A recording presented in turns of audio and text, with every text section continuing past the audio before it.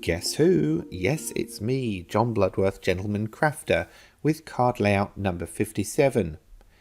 Now this uses the papers from the Wonderlust pad, and there are some beautiful finishes in this particular pad. The pad is by First Edition, and I'm sure you will find it on the Craft Label website. If you fancy it, if you don't, use something else. Now, just a pre-warning, this video is a little bit choppy because I made a couple of errors along the way. So I will explain as we go.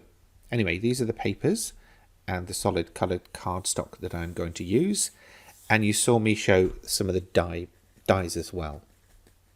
Starting by cropping down the layers. And of course, as ever, a printable version of this layout along with all of the dimensions is given on my blog, gentlemancrafter.com.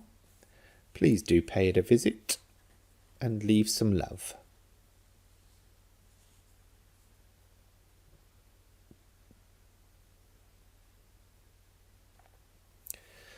Right, first job is I'm going to put this grey layer down. Now, I would have actually used a black cardstock to make the actual card, but I've run out of that kind of size of card. So I used this grey, which was actually in the pad, the paper pad, to create a solid card front. Now I did make a couple of errors with that and also the die cutting of what you're about to see. So I chopped that section out and redid it.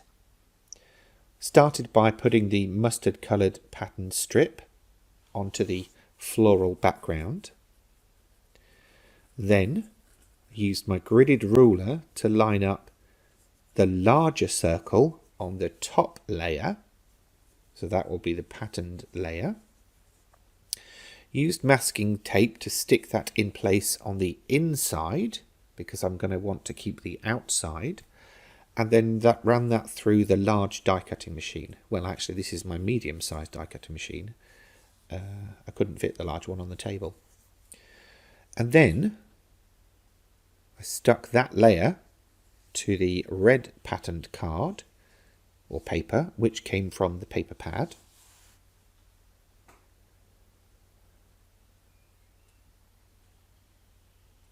And I just actually thought I could have saved myself a lot of hassle by not cutting the centre of this red cardstock out, but that's why I do this, to challenge myself.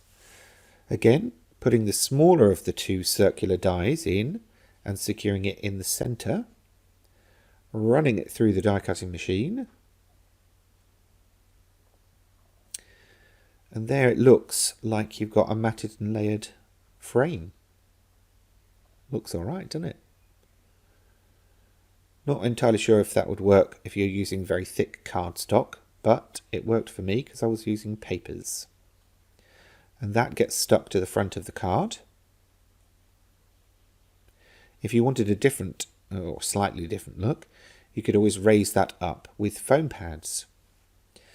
Now the next thing that I intended to do was to create a butterfly using embossing powders. So I used an embossing ink to ink up a piece of cardstock, threw on the embossing powder, shook off the excess, and then used the heat tool to set that in place. I think you can just about make out it changing there from the dusty powdery to the solid glossy.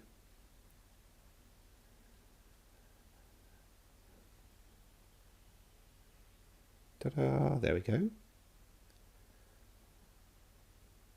Staying tidy, chucking it all back in. And then my goal was to cut this from, using the curly swirly butterfly that you see me using here. However, after 2 attempts and ripping both to pieces, I ended up changing the die to a different butterfly, and therefore it's not like it changed in a chrysalis as butterflies do.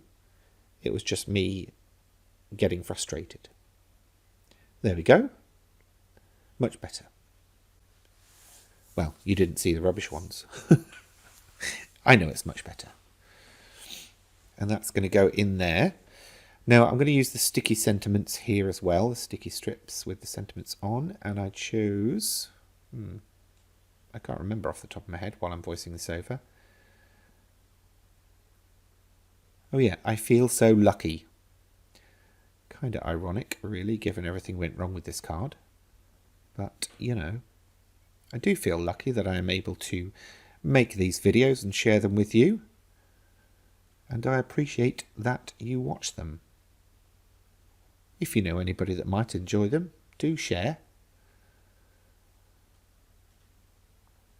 There we go, that's the butterfly on. And then to finish, I shall add just 3 gems and use the gridded ruler to make sure they're evenly spaced out so that nothing else goes wrong with this card. And that is it. There we go. I feel so lucky. Thanks for watching, and I will see you next time. That's it for this time. If you've enjoyed this video, please remember to give it a thumbs up. And if you have any questions, feel free to leave them in the comments section below. And for more from me in the future, please remember to subscribe to this channel. Thanks for watching.